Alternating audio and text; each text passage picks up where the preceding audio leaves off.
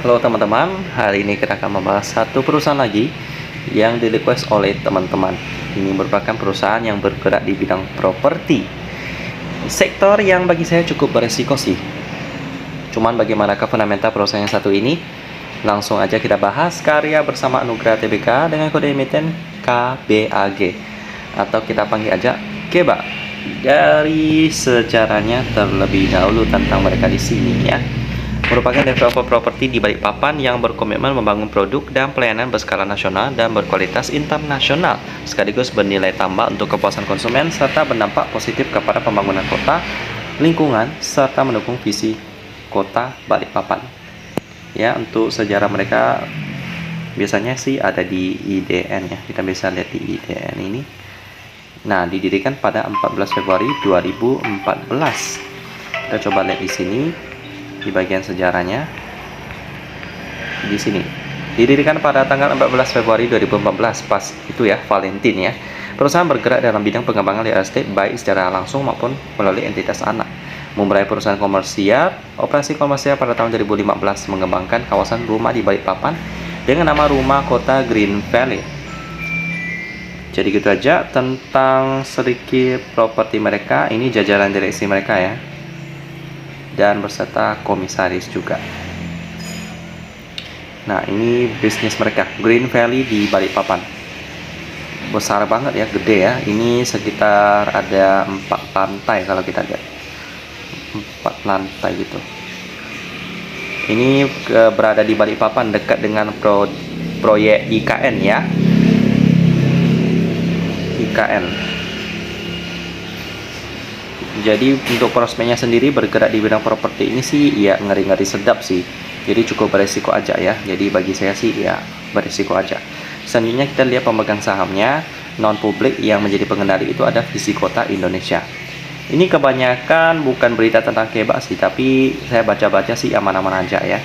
Jadi langsung aja kita masuk ke IDX, di mana ada laporan keuangan daripada Keba yang sudah saya download. Jadi akan kita lihat sama-sama bagaimanakah fundamental dia.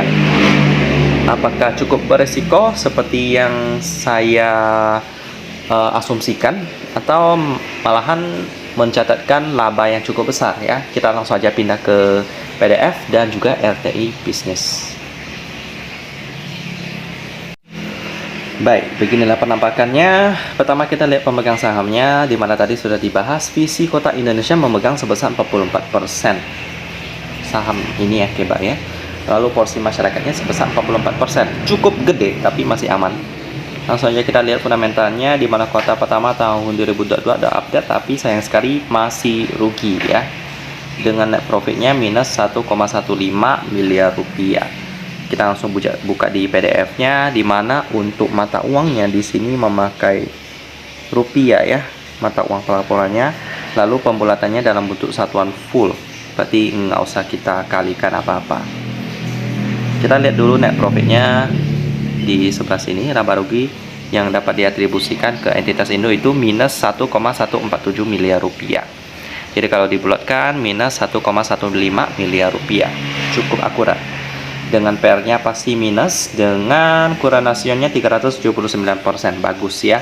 Ini kita bandingkan antara aset lancarnya yang sebesar 300 miliar rupiah dengan liabilitas jangka pendeknya 79 miliar rupiah. Jadi beda banget ya, 3 kali lipat lebih. Aman. Lalu di sisi transaksi hariannya, turnover hariannya cuma 2,81 miliar rupiah ya. Oh, juta malahan ya. 8,81 juta rupiah. Sepi banget. Karena mereka udah gocap lama sekali ya. Mereka IPO-nya juga baru-baru sih, tahun 2020. Jadi masih muda banget, cuman memang kurang menarik karena mereka ini meskipun ada bagi dividen sih, tapi kecil banget ya, 0, sekian rupiah. Tapi memang fundamentalnya masih belum oke. Jadi udah pasti otomatis skip dulu sih teman-teman. Kalau teman-teman memang niat investasi di perusahaan yang bergerak di bidang properti, apakah saya ada rekomendasi? Well, tidak ada. Karena di watchlist saya pun tidak ada perusahaan properti. Yang ada itu perusahaan yang bergerak di bidang pemasok bahan bangunan ya. Nah, jadi untuk memang properti memang agak beresiko sih. Kecuali yang memasok kebutuhan bahan bangunannya seperti Mulia, ini mereka ini memproduksi ubin ya. Lalu ada lagi seperti ISSP, ini memproduksi besi, pipa besi juga. Lalu ada juga beberapa diantaranya MFK memproduksi kaca. Dan gitu aja sih, Wood juga yang bergerak di bidang furniture.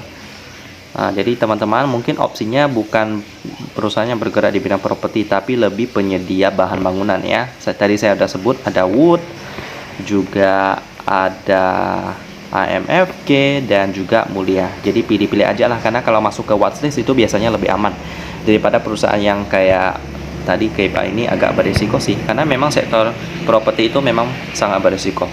Itu harus mengikuti kekuatan beli daripada masyarakat ya.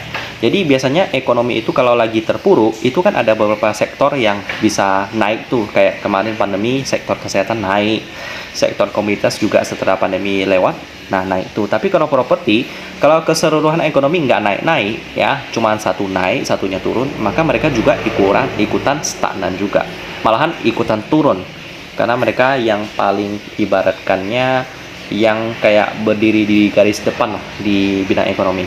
Kalau ekonomi lagi lesu, mereka juga ikutan lesu. Jadi nggak terlalu disarankan sih masuk ke bidang properti untuk sekarang seperti Keba ini ya. Opsinya yang kayak tadi masih oke lah, Wood, seperti AMFK dan Mulia. Jadi gitu aja pembahasan tentang Keba yang bergerak di bidang properti, dan kita ketemu lagi di video selanjutnya.